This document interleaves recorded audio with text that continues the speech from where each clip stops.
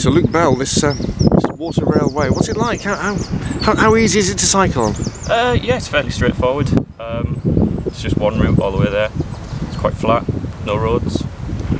So starting at Lincoln, onto Bargny and onto Kirkstead Bridge and return to Lincoln. Second route is from Lincoln to Bargny, return. And the third route is from Bargny to Kirkstead Bridge and return. So look, what's the bike ride raising money for? It's raising money for the Boultham Park appeal, and if you come with me, I'll show you. Okay.